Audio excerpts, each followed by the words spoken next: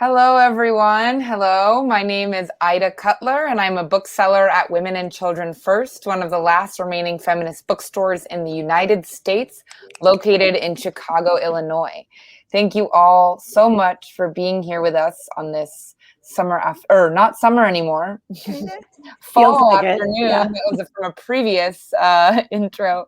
This fall afternoon, depending on where you are, to celebrate and hear about the book, Stories from Palestine, Narratives of Resilience by Marda Dunsky.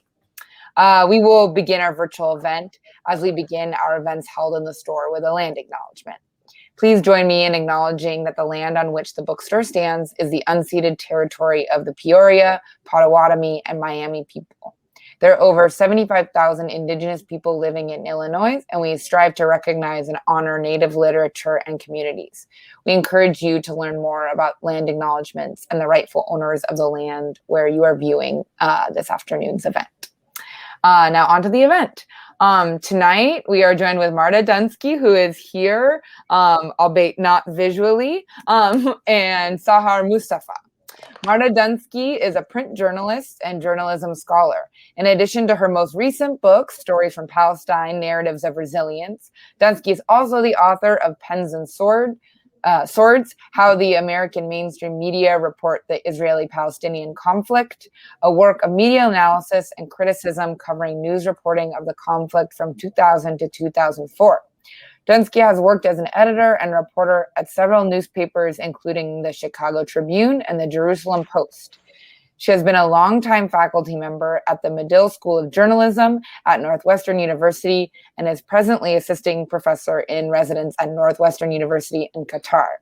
She's in Qatar right now. It's almost midnight. It's almost tomorrow. Joining her this afternoon is Sahar Mustafah. Sahar Mustafah explores her Palestinian heritage in her writing. She earned her MFA in fiction from Columbia College, where she was a Follett graduate scholar. Sahar is a Willow Books Grand Prize winner for Code of the West, and Code was named one of the 25 writers to watch by the Guild Literary Complex of Chicago. Her new novel, The Beauty of Your Face, was named one of New York Times notable books of 2020. Sahar lives in Chicago with her family. Before we begin, I just want to say, if you have yet to order these authors' books, you can do so anytime by going to womenandchildrenfirst.com or by clicking that little teal button that you see below us that says Buy Book Here. We're currently offering curbside pickup and shipping, as well as our store is open. That's why I am in a closet right now, because there are a few customers outside. Not the prettiest background, but it is functional. And you can learn more about how to place an order on our website. Unfortunately, we do not ship internationally. So if you are international, you have a friend and then they can ship it for you. During the event, we will get to a Q&A at the end. So be sure to ask a question. There's an Ask a Question feature right underneath our video, or you can drop it in the chat and we will see it there. We're going to get going in just a second. We have a slideshow presentation that Marda put together. I'm going to share my screen with everyone. So bear with me while I do some of that technology right now.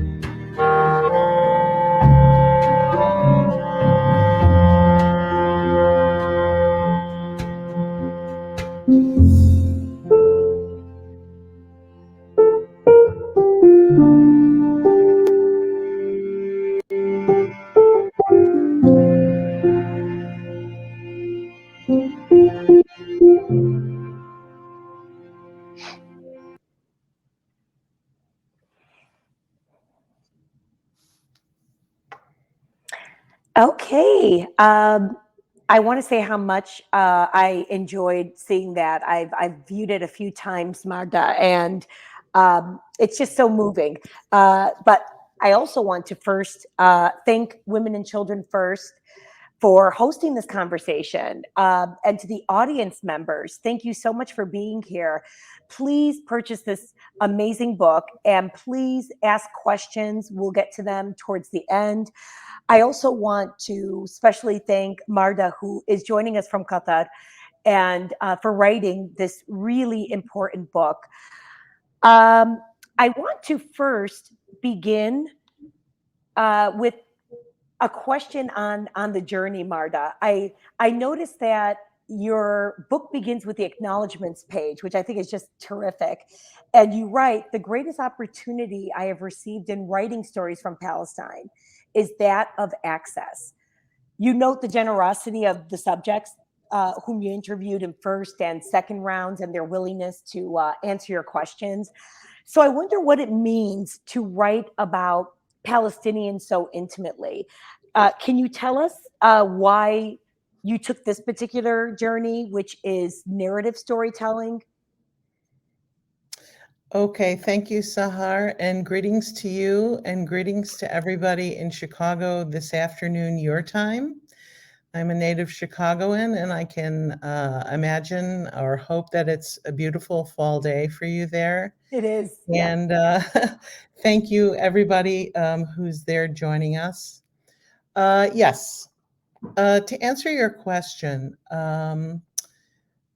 I have had the privilege and the opportunity to be exposed to and interact with Palestinians in the Middle East, where they live, for many, many years in different forms.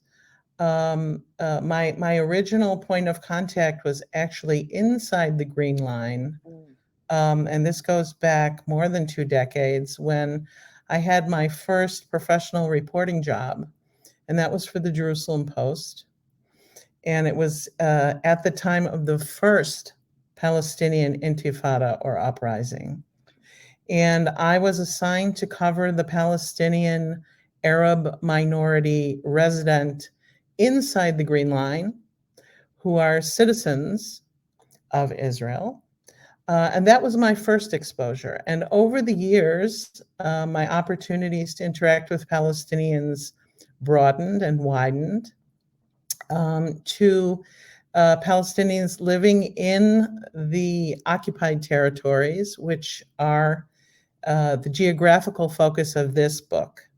And that would be the West Bank, East Jerusalem, and the Gaza Strip. So it was through personal and professional contact that I became very interested, and just with the sense of day-to-day life. And the word resilience is in the title of the book. And it, when you start to read the narratives, it becomes evident that Palestinians, like people everywhere in the world, do productive things, creative things. They aspire to excel at what they're doing, to express themselves. Of course, the big difference is they are doing these things as teachers and scientists and artists and entrepreneurs and writers under a very specific and difficult set of circumstances, which is living under occupation. Yeah. So my thought was to try to meet Palestinians from a range of backgrounds, a range of ages, living in cities, towns, villages, refugee camps, and to interview them about their daily life and these creative and productive pursuits.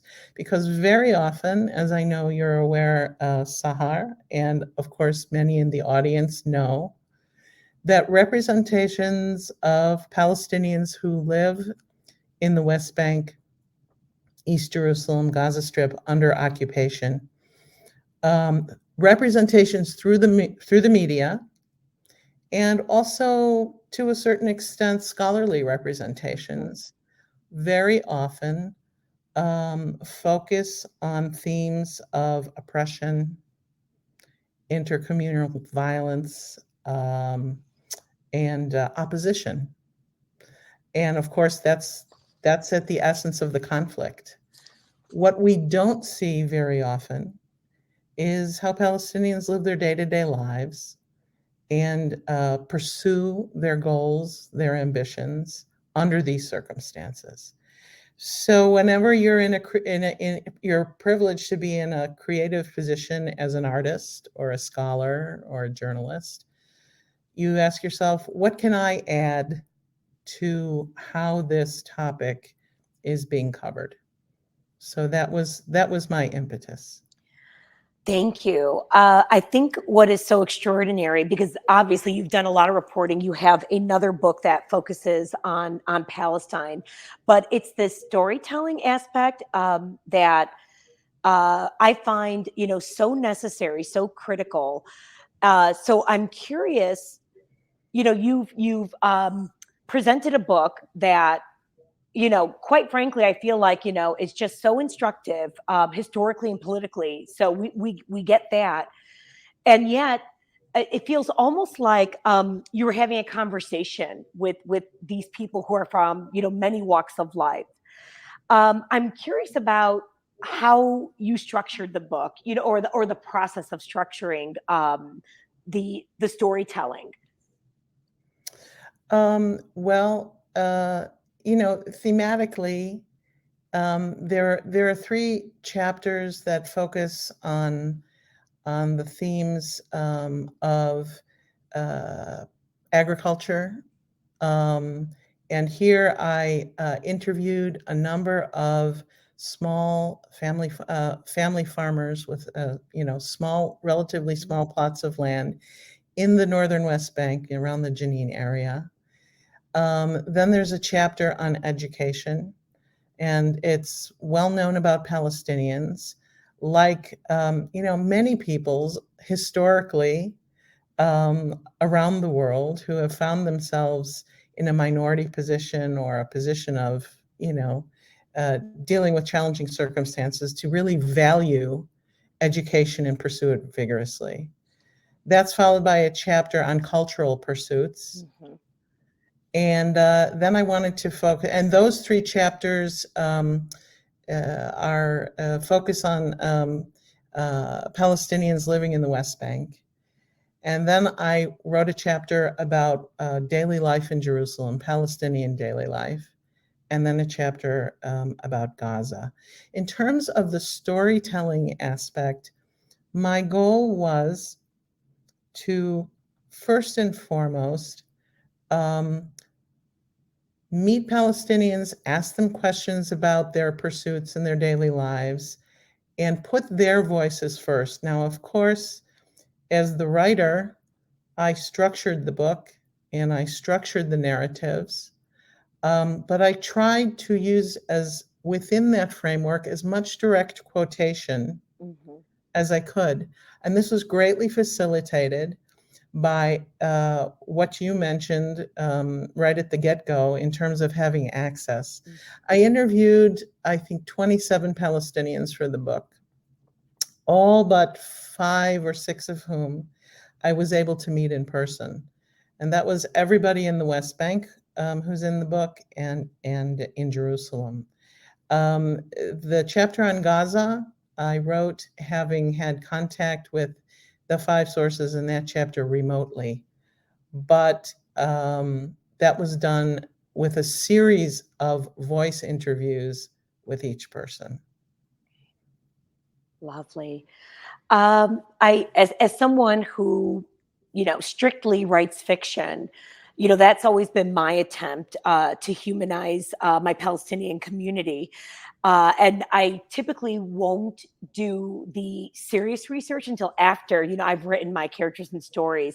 And so I find this just so amazing because you are reporting, and yet, there's this beautiful storytelling thread. I wonder, was it more challenging than just, and I imagine it would, but I'd love to hear more about this, than straight reporting? And which do you find more satisfying? Well, when you say straight reporting, tell us a little bit more about what you mean by straight reporting. I guess I'm thinking of,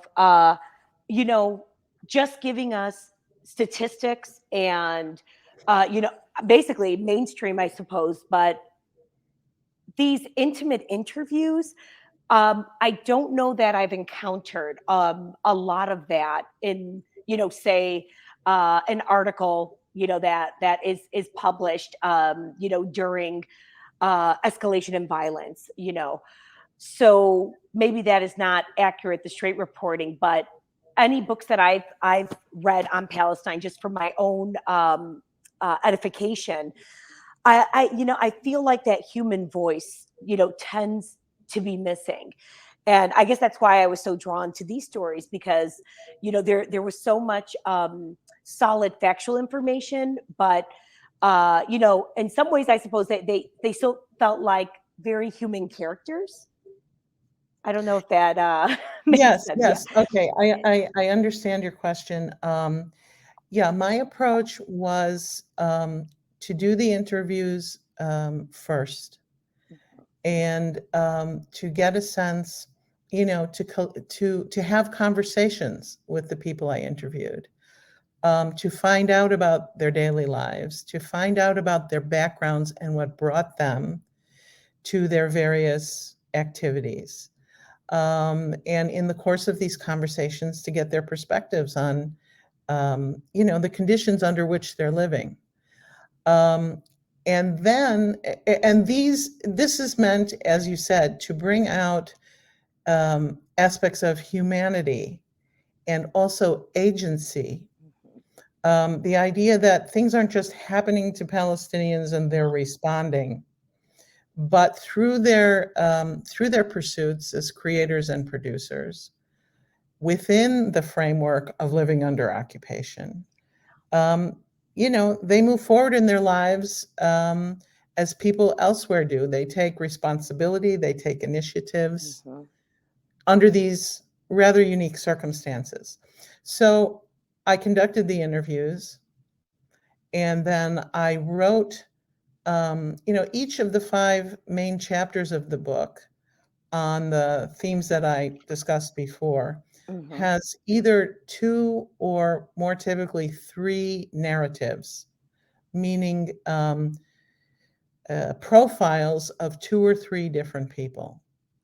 And then the idea here was not just to write stories about individual people, but to use the people I interviewed were my primary sources, my live sources. And then to weave in secondary, or what I would call documentary sources, to show that their experiences, of course, everybody's experience is uniquely their own, and their perspective is uniquely their own.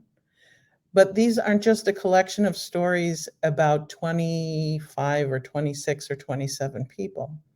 That their experiences, represent what their communities experience, and what Palestinians as a whole living in the West Bank and Jerusalem and Gaza, which, by the way, the circumstances and the degree of issues will vary from one location to another. They're not all the same in terms of the conditions. They are distinct, but that there's commonality and there's a thread here. And to do that, when you mention research or straight reporting or statistics, that's where I used these secondary sources to contextualize, and that's always an important thing, you know, in any nonfiction writing, and especially in journalism, to contextualize the experiences of the people that I profiled. And to do that, I consulted a range of sources, which are very easily accessible. For example, many things you can find online, documents, reports, statistics from, for example, 5 different agencies of the UN, different human rights agencies, both the Palestinian and Israeli Central Bureaus of Statistics. I consulted 2 particular works of scholarship, historical scholarship, about you know, what has happened to Palestinians starting in 1948. Even reports from the Congressional Research Service to contextualize, you know, a little bit of what American policy has been and continues to be on the conflict. So that's what I did. First and foremost was the interviews with the people. And then I tried to weave in these secondary documentary sources to contextualize and show that this is not just a collection of stories about individuals, but thematically what they're experiencing and going through as communities and as a people. So that doesn't seem too far then from my practice, I guess. And that to me is, you know, what creates this incredibly authentic, you know, voice overall. You know, in the introduction, I'm going to get to a few people specifically, Marda, just in a little bit. But in the introduction, you talk about the problematic practices of mainstream media. And in fact, you cite the New York Times, very particular incident that they were reporting on.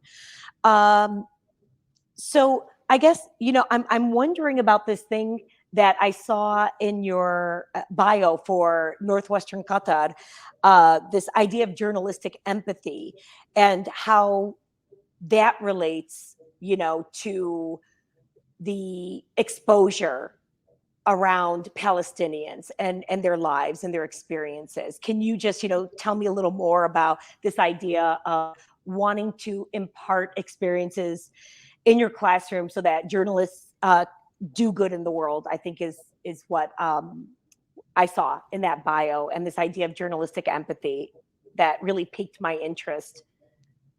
Sure. Before I get to that, I just want to say, yes, I do find overall and across the board that some of the aspects I've tried to include in this book are missing from mainstream media coverage as a whole. I just want to say that since you mentioned it, that the New York Times, among mainstream American media outlets, devotes a great deal of resources to covering this conflict.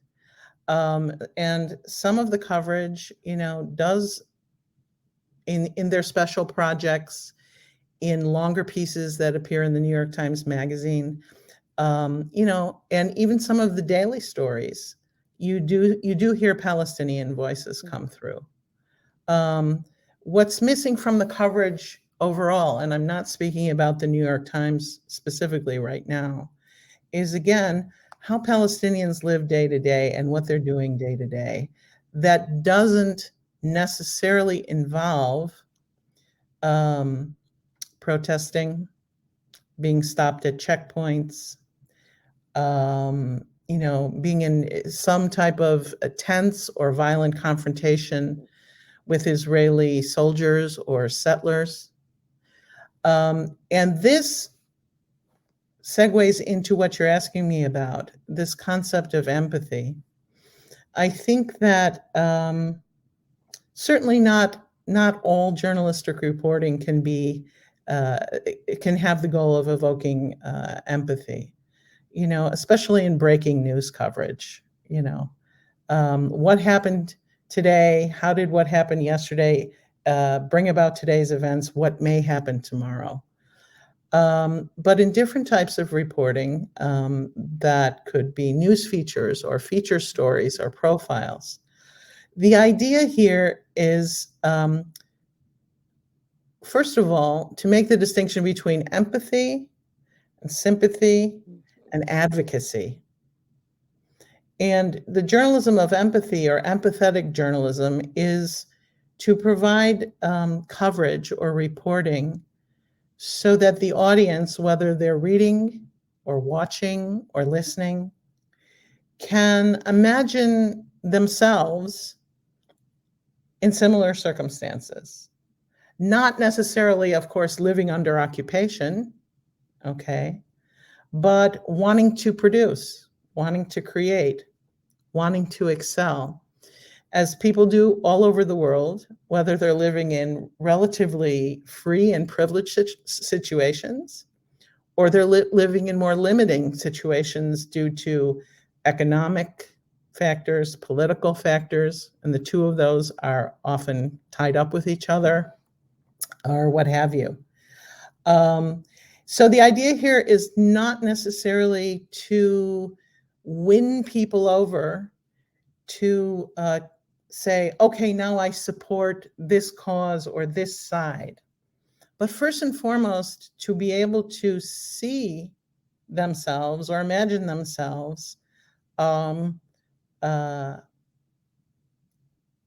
not living under the same circumstances, but you know, what it feels to be a human being in these circumstances. And, you know, to have aspirations, ambition. Absolutely, absolutely.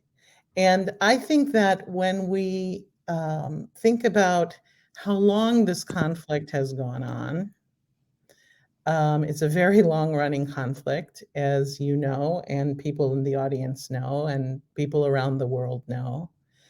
You know, to my mind, understanding how people live and think and experience things, not just Palestinians, on both sides. Here, of course, I'm focusing on Palestinians because I think not a lot of that comes through in mainstream media coverage across the board.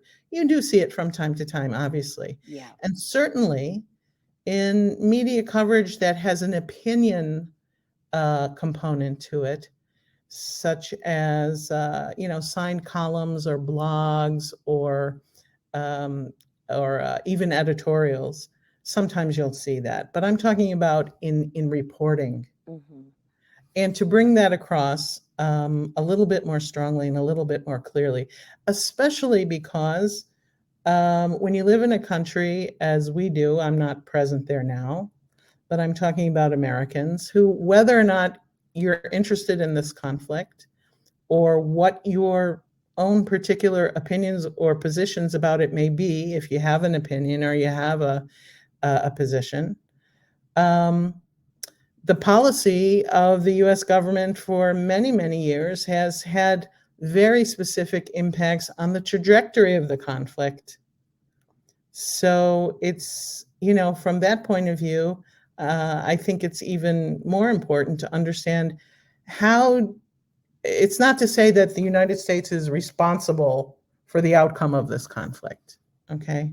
There's a difference between impact and responsibility. But there is responsibility as well that goes, that's part and parcel of any foreign policy, but not to get too deeply into that. Where does policymaking come from? What generates public opinion? And media can play a considerable role. It can be one of, you know, several factors that impacts those two things. And in that regard, empathetic coverage about any marginalized or disadvantaged community is important. And this is just one community. There are many others, and many others in the United States itself. Yeah. So this brings me to this idea of joy that is really just so, beautifully depicted and expressed in this book. So there's resilience, and there's also this incredible joy in the lives of these creators and makers and teachers. And that leads me to one of my favorite sections, and that's when you highlight Hanan El-Haroub. She's an educator. She won the Global Prize for education. And she said, children elsewhere can enjoy their childhood, but not Palestinian children. But she obviously is combating that. And then there's a profile, Abdel Fattah Abu Sroor, who calls what he does in the theater beautiful resistance. And he also stressed this encouragement of the potential for living, as opposed to dying, which is what you were saying earlier about it's not just the daily killings and the occupation.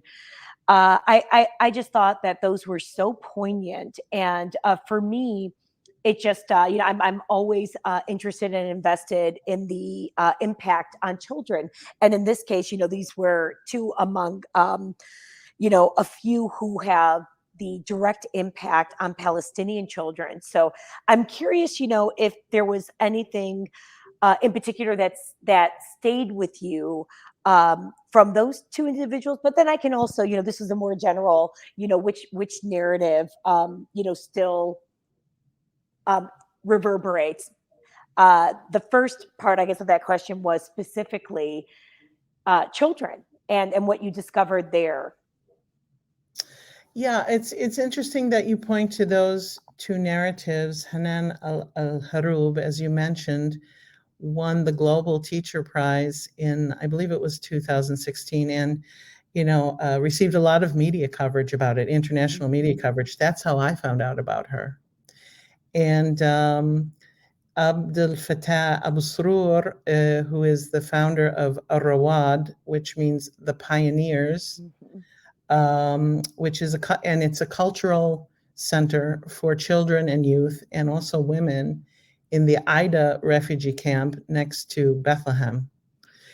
And both of them, and their narratives are in different chapters. Hanan El-Haroub, her narrative appears in the chapter on education. And the narrative of Abdel Fattah is in the chapter on culture. And in fact, his coining of the term beautiful resistance, I co-opted or I borrowed, but I did attribute to him for the title of that chapter. And both of them, the work that both of them do focuses on children and young people. And each one of them, and of course I interviewed them separately and, not together. Hanan El-Haroub was saying, and I quoted her in the book, that at one point she doesn't teach in a refugee camp, but she was visiting a refugee camp. And she encountered an 8 or 9-year-old boy in the street during a school day at a time when it was exam season. And she asked this child, why aren't you in school? Why aren't you in class? And this young boy, 8 or 9 years old, basically expressed to her a lack of hope and a lack of purpose. And basically, said, I'd be better off under the ground than above the ground, which is saying my life is so difficult, I don't see the point of living, in the way a child would express it. And the same type of anecdote and sentiment was passed along by Abdel Fattah in the, whose center, Rawad, is in the Aida refugee camp. And he said, one of the things we're trying to do here is to encourage young people to live for Palestine, not to die for Palestine. And it is very poignant, and it is chilling, from an outsider's perspective. And there's not only joy in what they're doing, which you correctly identify, there's incredible determination.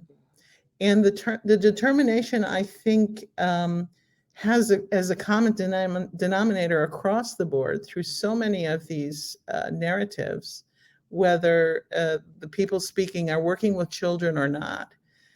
And that is, despite the difficulties of living under occupation, despite the very long-running historical span of this conflict, the idea is, number one, we're staying here, we're remaining here, and we're looking toward the future.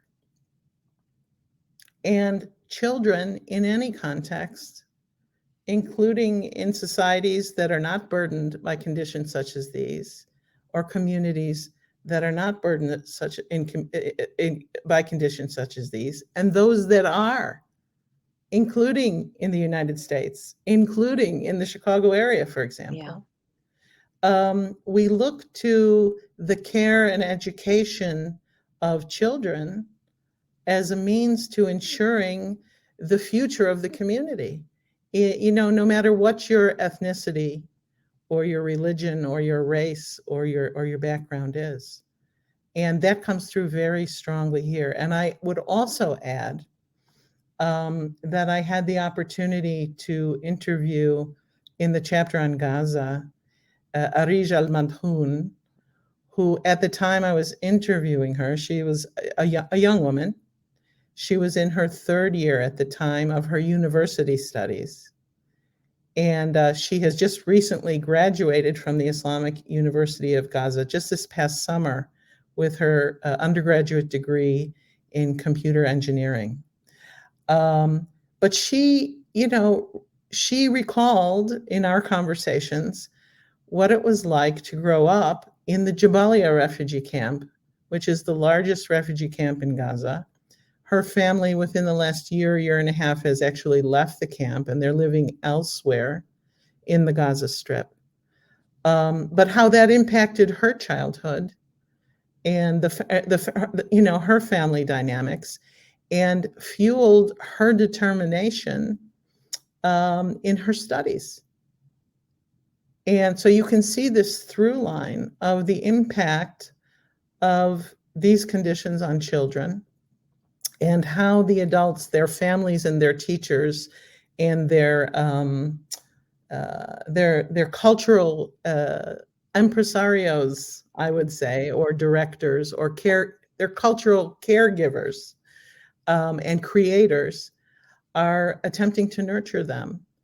And in this particular case of Arij, just the expression of such determination, I should say, not determinism, determination to excel, to move forward as a Palestinian, and to do the very best she can in any circumstance. It's quite remarkable, quite remarkable. I just had another thought, but I just opened up to that page where you were describing the incident with Al-Hurub, when he says, there's nothing good or beautiful in this world, then why should we live for what? And she replies, it is enough that you are beautiful and good. You are the most beautiful thing in this life. For the sake of yourself, you need to live. Didn't you say you love Palestine? Then please live for the sake of Palestine, and Palestine will be happy that you are alive. And I just thought that was so beautiful. I did want to, just to follow up on what you just shared. I remember, so another individual, the one who ran Marda, the circus school, there was something interesting that he expressed about maybe being challenged, or I think it was him and not Abdel Fattah, the theater director, something about, even challenging Palestinians within the community who are like, what is the value in this, theater, circus, and so on. And, that is something that, I wonder about, even, in creating stories, how does this, benefit the greater struggle, of resistance. And I wonder if maybe you want to talk about that. Yes, the young man you're referring to is Muhammad Abu Talib, who he's not the director of the Palestinian Circus School, but he's a performer in the school. A performer, yeah. And he related to me when talking about how he got involved, and it's a circus in the sense of what's called the social circus movement. It's not about elephants and and lion tamers and trapeze artists and acrobats per se, like under the old-fashioned sort of big top approach to circus that many of us grew up with. But the idea of building social solidarity through performance that includes acrobatics and rope climbing and these type of things. And the circus school takes its performances and workshops. It's based in Birzeit, which is north of Jerusalem, just north of Jerusalem and Ramallah, across the West Bank, to do workshops and performances for children. And, the performers, he told me, especially in the beginning when this was a new enterprise in the early 2000s, people would ask him, what do we need with a circus? We're under occupation. We don't, we have a struggle here. This isn't serious. And the same sentiment was expressed in another narrative in the chapter on culture by a woman named Shireen Ziadi, who established the Ramallah Ballet Center. Oh, yes. And she said the same thing, that, in addition to some reaction in terms of the, social mores of, young girls ballet dancing and freely expressing themselves. And, she was also confronted by less progressive members of her community and her setting with the same question. We're under occupation. What do we need this for? And both she and Muhammad Abu Talib, basically said, artistic expression and cultural expression is part of life. And people, especially children, they want to enjoy themselves. They want to dance. They want to sing. They want to interact with each other in creative ways. And, this is part of developing our society, as it is in any society. And it's especially important for us, to maintain this and to encourage these kind of creative pursuits. And both of them said that over time, people who might have had objections in the beginning, many of them came around to seeing the value of these types of activities. But there is questioning from within the community. We're facing, we don't have enough access to water to grow our crops. We're stopped at checkpoints. We can't get permits to build our houses. What do you mean we need a ballet school? What do you mean we need a circus? And Muhammad Abu Talib said sometimes he would remark to these people, well, what are you doing for Palestine? Yeah, I remember that line. Yes. I love it. And, this to me speaks to joy, that we were talking about earlier, and just how important it is, for the human spirit. We still have time. I just want to remind the audience, please purchase this amazing book. And if you have questions, pop them in the Ask a Question box, and we'll be happy to get to them. Sahar, may I make one comment? You're absolutely correct, and I'm so, it's not a matter of being correct. I'm so pleased that these expressions of joy and creativity came through clearly for you in so many of these narratives, and hopefully for many other readers as well.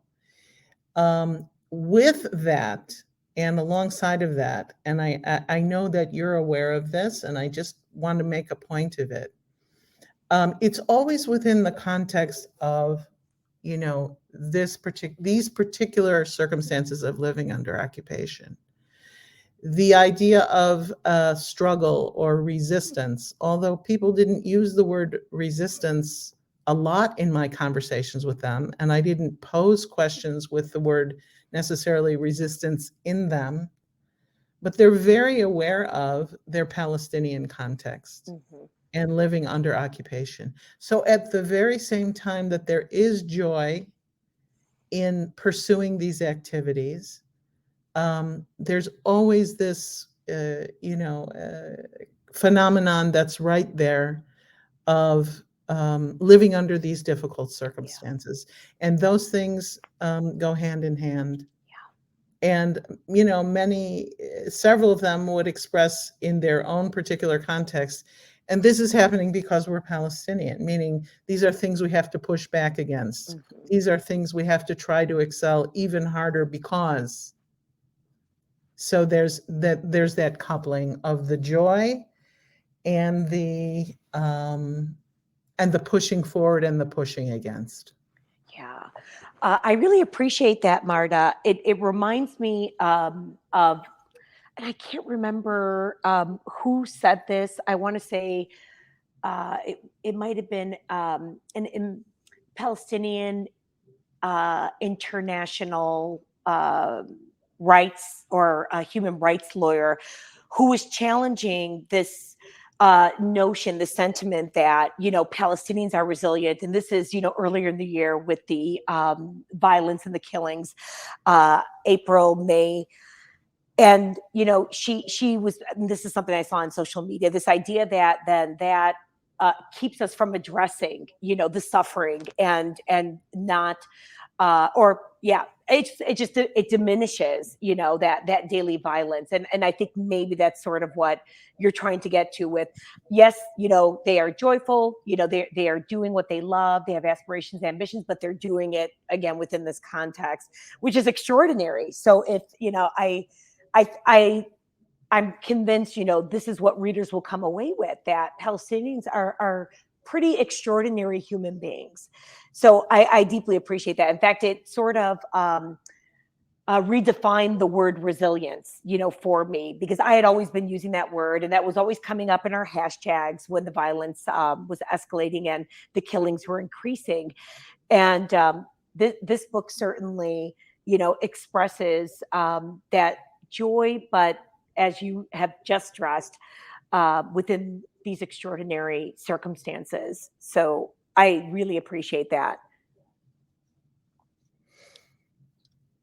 Okay, and I don't know if you wanted to comment on that, but I did have, let me see. I'm hoping that we might get a question or two. Otherwise, I'm going to, maybe pose one more question. Marda, what do you think? That's fine. I'm happy to continue the conversation and also to take any questions from anyone who's joining us. So and this is you. So this is a quote from you. So at one point in the book, you feature the Museum of Natural History, part of an effort. It's Mazen Qumsiya and his wife, Jessie. I hope I'm pronouncing his last name correctly. And you write in the middle here of this chapter, yes, there are birds in Palestine and small mammals and insects, a variety of which are also on display in dried live form in the museum. And, that particular tone really caught my attention. So I thought if you wouldn't mind talking about that notion of Palestinians, just struggling every day. And I think this is what this whole conversation has been about, but in terms of natural resources. So being, sort of constrained, they're continually being encroached upon by the occupation and then also the advancement of illegal settlements. But, someone like Mazen and his wife are still owning, the natural habitats of birds, animals.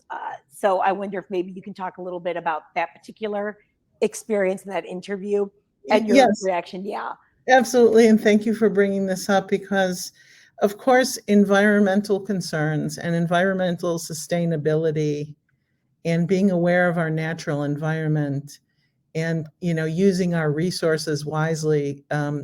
These are concerns of people around the world. And they're also, values at the root of many progressive-minded people and causes. And this museum and research center on the natural environment and, Palestinian biodiversity, which Mazen Qumsiyeh and his wife Jessie have established in Bethlehem. It's quite fascinating because one of their, they do conduct research. They have people coming in and conducting research. They get grants to do research. But one of the core things they do is they have, I think it's, 3 or 4 acres of,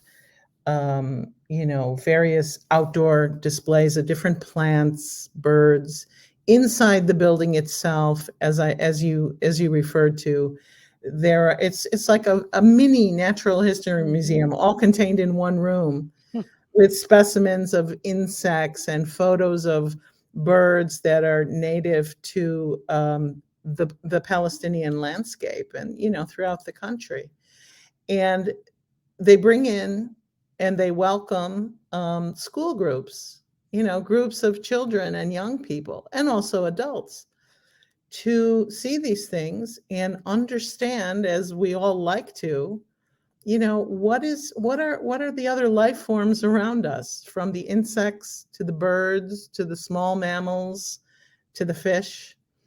And I was struck by that because it's a conflict zone in so many ways. But it's not only a conflict zone, obviously. It's also an environment with, flora and fauna that are native to that environment. And to encourage people, especially young Palestinians, but people of all ages really, who visit there, to appreciate their natural environment and all the varieties of life forms in it beyond human life, the plants and the animals and the insects, I think is extremely constructive because, especially if you're a child or a young person and you're growing up in an environment that's filled with, conflict, political conflict, violence, whatever. It's even more important to be able to look around you and to appreciate, like people do everywhere or anywhere who aren't living under those circumstances. Look at the variety of life forms around us. And again, it's life affirming to do that. So this particular effort that Mazen and Jessie have put into developing this, I think, is especially poignant. And it also, he is a natural scientist. He's a PhD scientist. He's not doing this on the basis of being a hobbyist. Sure. He has a professional understanding and expertise in these issues. And the idea is to share it with members of the Palestinian public and others who may want to visit, and to develop that sense of environmental awareness and this is a parallel example. Why do we need a ballet school? Why do we need a circus? Sure. Why should we focus on Sure. the environment? We're under occupation. And again, the idea is we're also human beings. We need art. We need culture. We want these things. We are these things. We have this environment. Let us celebrate it. Let us develop it, and let us develop ourselves in it. Absolutely. It feels like such a wonderful way to combat disconnect from, the land that is also violent and difficult. I deeply appreciate that. Maybe just one more question, since we're at 5:00, and I don't think that there's any questions in our box. I'm curious, Marda, if there was a particular point of view or personal perception that you had that was altered because of this book and you writing this book and those interviews. Well, thank you for that question. I really appreciate it. And as I said, I consider myself fortunate to have had, over the course of many years, exposure to and interaction with Palestinians in many different contexts. And I think one of the most elemental and basic things that I took from this experience of doing these interviews and writing the book is basically two things. One is the incredible generosity and patience and openness that the people who shared their stories with me patiently listened to my questions, gave me explanations to things so I could try to, in turn, share their perspectives and the understanding that I was getting from them with readers or potential readers of this book. The first sentence I wrote in the last chapter, which is called Imperatives of Narrative, is to be entrusted with someone's narrative is a privilege. And I came away from this with so much gratitude and respect, I think as any journalist or scholar would, who was granted access to a particular community. Yeah. That people are not only willing and eager to tell their stories. I contacted roughly 30 people over the course of the 2 years I worked on reporting the book. And there was only one person who said, no, I don't think I am the best person for you to interview. Yeah. To a man, to a woman, everyone else said, sure, yes, you can come and interview me, or you can call me and speak with me 3-4 different times. And they shared their time. They were patient, they were understanding, they were articulate. And I felt very privileged in that regard to have not just physical access to many of them, with the exception of the people in Gaza, mm-hmm. which I did not travel to physically. Mm-hmm. I traveled there virtually. Yeah. But to be the recipient of their trust, not only their time, but also their trust. Yeah.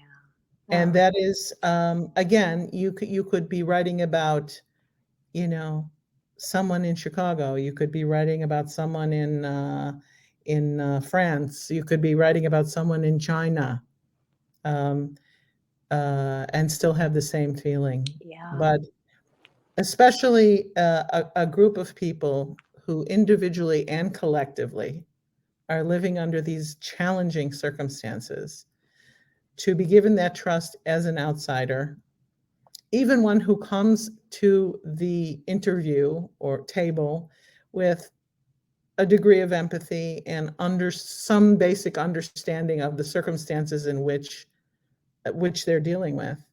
Yeah. That's quite remarkable. It's awesome, and it's humbling, and I feel very grateful for that. Oh, yes. I love that. That's actually a great note to end on. I just want to remind folks, please make sure that you buy Marda's book. And I want to thank Marda for this just amazing conversation. I feel quite privileged to be in conversation with you about this critical book. And thank you, Women and Children First, and thank you to the audience members. Thank you all so much. What an awesome conversation. Thank you so much for being with us. And don't forget to click that button to buy the book. And I hope that everybody is staying healthy and safe. Thank you. Thank you so much. Thank you, Sahar. Thank you to everyone who is listening. Thank you to Women and Children First for this opportunity. Thank you all. I appreciate it. Take care.